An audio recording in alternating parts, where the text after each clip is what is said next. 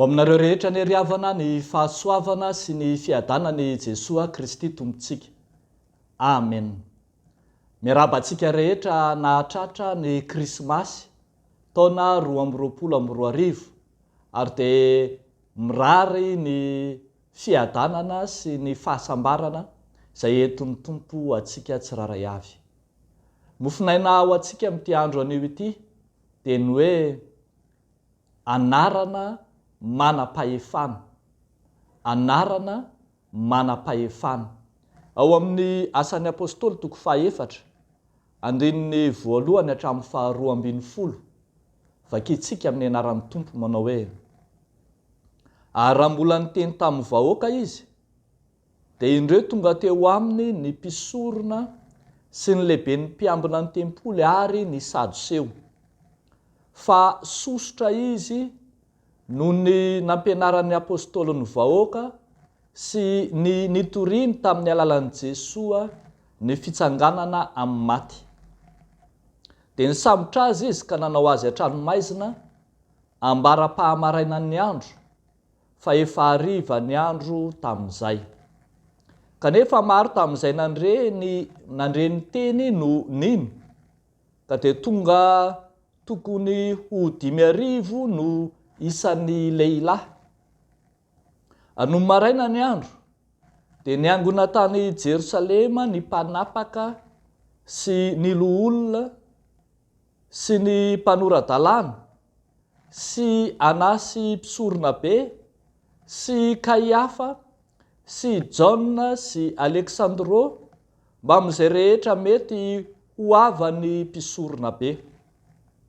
Ary rehefa nataony teo ampovoany izy roalahy dia nanontaniany hoe: fahefana manao ahoana na anarana manao ahoana no anaovanareo izany?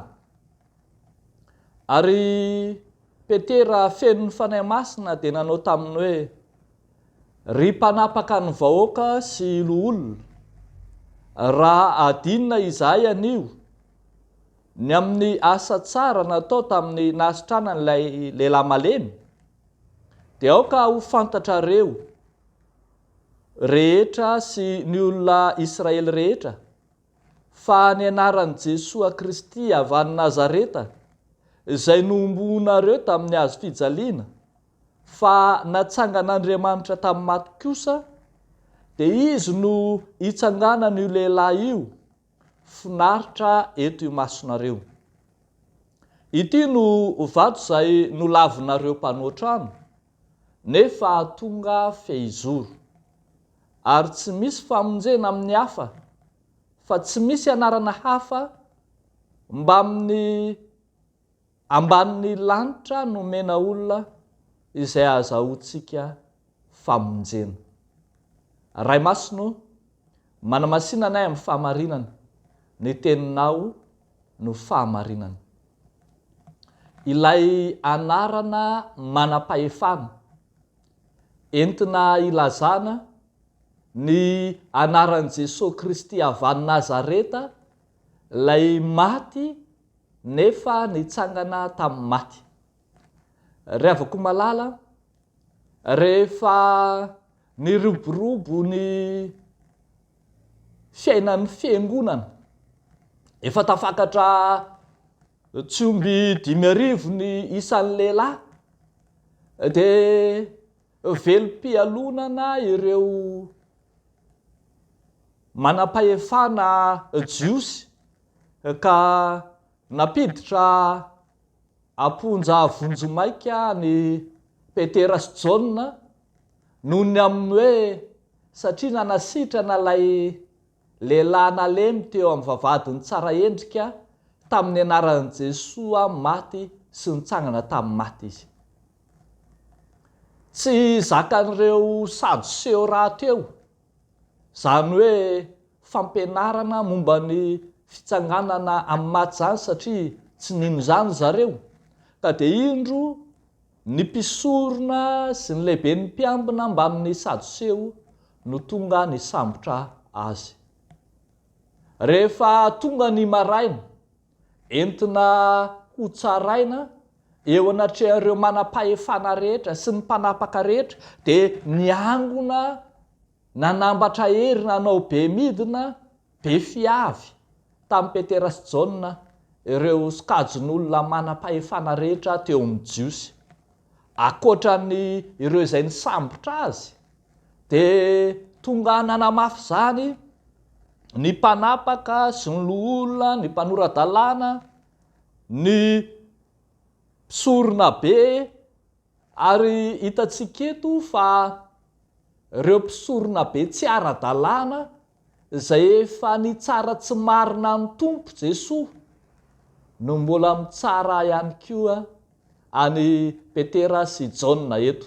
Hitantsika eto fa raha milalàna dia tokony mpisorona be iray ihany no misy, kanefa hitantsika eto ny Vinantso sy Rafozana, i Anasy sy Kaiafa samy mpisorona be dia miaraka amin'ny fianakavian'ny ray manontolo miraitsokombakomba aminy tonga hiaraka hitsara. Nanontany ny amin'ny anarana na fahefana anaovan'izao famantarana samihafa izao. Tokana ny valitenin'ny Petera izay feno ny fanahy masina, valiteny izay efa nolazaina ihany fony izy vao nanangana an'ilay lehilahy malemy teo amin'ny vavahadiny tsara endrika. Valiteny izay milaza fa Jesosy Kristy avy any Nazareta, lay maty sy nitsangana tamin'ny maty, io no ahafahana manao izao asa izao. Tsy misy anarana hafa azon'ny apôstôly nambarana nozaraina ananana izany fahefana izany. Te ilaza ny apôstôly fa anarana manam-pahefana, anarana izay tsy voafetra ny fahefana jiosy, ary anarana izay mihoatra lavitra noho ny fahefana manam-pahefana hitsara ireto, ny anaran'io Jesoa io. Io no ahazahoany apôstôly mijoro, ka na dia ho adinina amin'izany ary izy dia tsy menatra satria fatany izay inony, ary izy no milaza fa izay hitany, izay reny no lazainy. Mbola amafisiny reto apôstôly reto ihany fa tsy nanangana ilay malemy fotsiny, tsy anarana entiny mitory fotsiny, fa tena anarana mitondra famonjena mihitsy, io anaran'i Jesoa izay manam-pahefana io. Io anaran'i Jesoa io no fanalahidy ahazahoany rehetra famonjena. Ary zany ilazany amin'ny 12 manao hoe tsy misy famonjena amin'ny hafa, fa tsy misy anarana hafa ambany lanitra nomena ny olona ahazahoana famonjena. Ravako malala ao amin'ny Tompo, anarana miavaka ny anaran'i Jesoa, tsy ilay anarana fotsiny, fa ny fahefana izay fonosiny ny anaran'i Jesoa, fahefana mahery, fahefana izay manana ny mahandriamanitra azy. Satria tsika tsara, Jesosy Kristy mihitsy no efa niteny tamin'ny mpianatra fahizay fa na inona no angatanareo amin'ny anarako dia ataoko izany mba hankalazana ny ray eo amin'ny zanaka. Ary raha mangataka zavatra amin'ny anarako ianareo dia ataoko izany. Izany na tonga ny apôstôly Paoly koa manamafy izay voalazany Petera eto, milaza fa mba ho amin'ny anaran'i Jesoa no andolian'ny lohalika rehetra na any an-danitra na ety an-tany na any ambanin'ny tany. Ny anaran'i Jesoa ilay anarana mahagaga, ilay anarana mamonjy, ilay anarana manam-pahefana. Izany ravako malala no mahatonga antsika tsy hoe sanatria ho amin'ny fahazarana fotsiny, fa tena fiainana sy fanao mihitsy rehefa mivavaka dia faranana mandrakariva amin'ny anaran'i Jesoa, satria anarana manam-pahefana ahazahoantsika manantena ny valim-bavaka. Izany no mahatonga antsika ohatra ny sampana fifoazana rehefa mandroaka demonia, dia io anaran'i Jesoa io no tononona, satria io no anarana manam-pahefana mandresy ny aizina, mandresy an'ny Satana sy ny demonia rehetra. Ny anaran'i Jesoa tsy tononona fahatana fa anarana manam-pahefana, anarana mendrika azy ary anarana maneho ny maha-Andriamanitra azy. Vao avy nankalaza ny Krismasy isika, dia ambaran'ny bokiny Isaia fa zaza niteraka ho antsika, zazalahy no omenantsika. Ny anarany atao hoe Mahagaga, mpanolotsaina, Andriamanitra mahery, andrinany fiadanana. Ho aminao ry havako, zany anarana izany hitondra fiainana, fiadanana ho anao sy ny tokantraminao. Dia ho an'Andriamanitra ireriany izany ny voninahitra, fa ho aminao kosa zany fiadanana entiny izany. Amen. Hivavaka isika. Endre mahagaga tokoa Tompo, fa ao amin'ny anaranao fotsiny dia efa mitondra fahefana sy hery manova izao tontolo izao. Ale anaranao lehibe no mamonjy izao tontolo izao. Misaotra Tompo noho ny fanomezanao le anarana tsy azo tononona,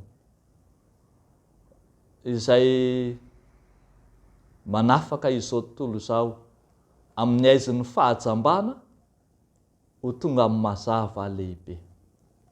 Miatrika herinandro farany amin'ity taona ity izay Tompo, isaoranay anao izay rehetra efa nomenao anay sy ny lasa rehetra, fa dia mametraka ao ambany fahasoavanao. Herinandro mpandinia tena, herinandro anaovanay tombanezaka, herinandro izay hitahianao sy hanomezanao fahombiazana ho anay. Dia izany no fanorinay, ataonay amin'ny anaran'i Jesosy Tompo. Misaotra Andriamanitra. Amen.